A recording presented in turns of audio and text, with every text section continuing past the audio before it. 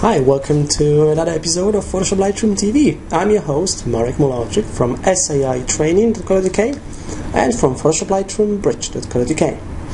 If you keep visiting my blog, PhotoshopLightroomBridge.co.uk, you can find all the latest information from Adobe, information about the Adobe products, as well as tips, tricks, techniques, and tutorials. I'm posting daily on PhotoshopLightroomBridge.co.uk. There are days when I don't post on it, and I post on my personal blog at marekmularczyk.com. Now, let me start with a tutorial in Photoshop. I'm going to show you in this tutorial an interesting design effect when designing a leaflet in Photoshop. Photoshop was primarily designed as an application for photographers, but nowadays we use it for so many other tasks. We use it for the web, we use it for photography, we also use it for designing for print sometimes, like leaflets. So I'm going to show an interesting design technique for designing leaflet or in Photoshop. So let's jump into Photoshop. Okay, here I am in Photoshop, and I'm going to show you an interesting effect here for designing. I'm designing a leaflet here, and what I want to do is in the bottom left corner I've actually got some text. If I just change the color of the text, I'll show it to you. Okay, I've got some black text in here, and there's another layer with text.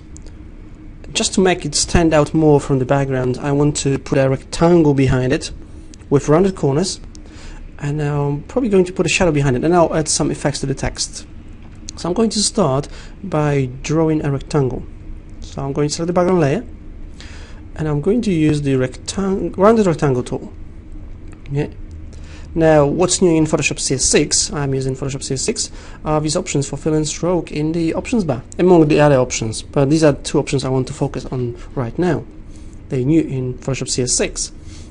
So I'm going to set my fill to a shade of blue, maybe that one here, and for the stroke I'm going to use slightly darker blue. Okay, I'll set it to 3 points, that's fine.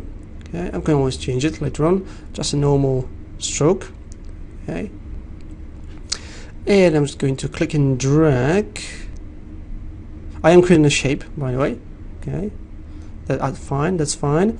I'm going to draw a stroke. I'm starting outside the document window because I don't want to see rounded corners on the left and on the bottom. I want it something like that. Okay. So if I click on the background layer, you can see the rounded edges here, and there are no rounded edges in the bottom left corner. 20 pixels, that should be fine for this example. Now I'm going to change the colors of the text. I'll make it white. Okay, and this one here, I'll make that white as well. Now the round rectangle, I'm going to give it a shadow. So click on the effects. I'll give it a drop shadow. Notice that in Photoshop CS6, drop shadow appears directly below at the bottom when you add a new layer style, and it's the last one. So this has changed. I'm just going to move the angle here, or increase the distance, and increase the size to soften the shadow. Sounds about right. I'll press OK just to see what it looks like, and I'll deselect this layer. Looks fine. I'm also going to give it bevel and emboss to give it a bit more depth. So I'm going to increase the size just a bit. Inner bevel maybe. Let's see the other options here. Inner bevel looks good. Yeah, I'll stick with inner bevel. For the effect technique, probably chisel soft or smooth. Yeah, smooth looks good. I'll soften it just a touch. I'll press OK. I'll just click on the background layer to see the effect. I'm also going to add bevel and emboss to the text. So I'll select this layer here, and I'll give it bevel and emboss. just to give it more texture. We'll set it quite low. Oh, let's have a look. Outer bevel looks good. Okay, just press OK. And I'm going to add exactly the same effect to this text layer. So I'm just going to hold down the Alt key. I'll click on the bevel and emboss effect, and I'll drag it to here to copy, to duplicate the effect on another layer by holding down the Alt key. And as the effect, I wanted to show you in this Photoshop tutorial. Hope you enjoyed it. Thank you for watching.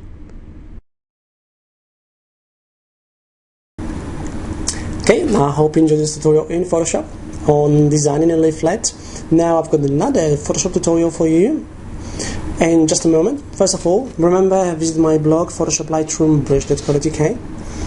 For more information about Adobe Certified training courses, visit saitraining.co.uk. And now, another Photoshop tutorial. In this tutorial, I'm going to show you a technique for whitening teeth. Yeah? I'm going to use one of the stock images for whitening teeth in Photoshop. There's so many different techniques that you can use for whitening teeth, so I'm just going to show you one of them, one of many. So let's jump into Photoshop and let's start whitening teeth. I'm going to use the brush tool. Okay. Alright. I'm going to start by creating a new layer. So creating a new blank layer. Okay. For the brush tool, because brush tool relies on the foreground color, I'm going to set my foreground color to white, okay, because we want to whiten the teeth. Okay. I'll set the size of the brush. I'll just zoom in a bit more on the image, and I'll make the brush a bit smaller. Okay. And I'll make it hard-edged, so I'm going to increase the hardness. This is probably not the best technique, but it's one of the techniques, and it's really easy. I'll set opacity very low, to about 20-25%. Okay. And now I'm going to start painting on the teeth with the white brush. Because I'm using very low opacity setting, I'm painting with a semi-transparent brush. Okay. If initially they look too white, that's okay, because we can always change it later on. Okay. So this is just an example of what can be done.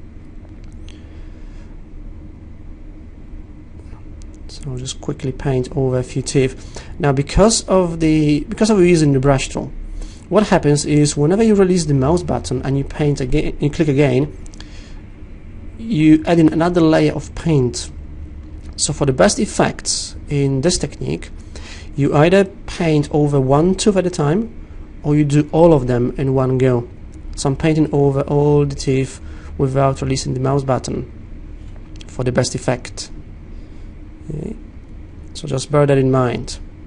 I will be showing you other techniques in the future videos. This is just one of them, and you get to choose which one you prefer. Okay, I'm just going to paint over this one here.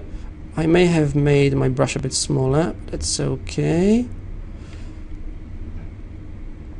I'll just finish that really quickly here. It's not perfect, but I just want to show you the technique, how it works.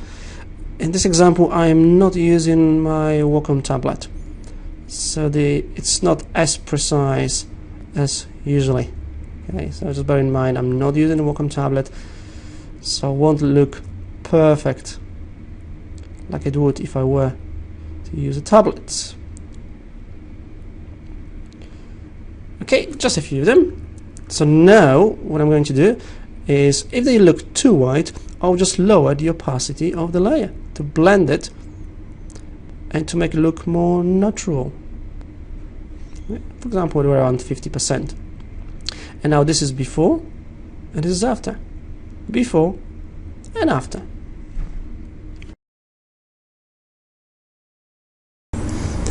Welcome back. I hope you enjoyed this tutorial. I hope you're going to explore and practice the techniques that I showed you. Just before we finish this week's episode of Photoshop Lightroom TV, I'm going to share with you a technique. The technique or the tip of the week. This tip of the week will be not in photography, but more in Photoshop and retouching. Remember, whenever you're retouching images in Photoshop or in Lightroom, remember to do retouching just so the image still looks real. Don't overdo. So, for example, when whitening the teeth, what I showed you near the end was to lower the opacity of the layer so the image looks real. So the teeth are not too white. We want to avoid that. So keep it real, stick to some rules, and don't overdo when retouching. Okay, I hope you enjoyed it. Next week I'm going to have a photography tip for you. I hope you enjoyed it. Thank you for watching. Thank you for stopping by. If you have any questions, if you want me to create any tutorial, let me know. You can post on my blog, PhotoshopLightroomTV.co.uk, or just come to my website, saitraining.co.uk, and contact me, or just post on my Facebook page, or Twitter, Google+, or LinkedIn.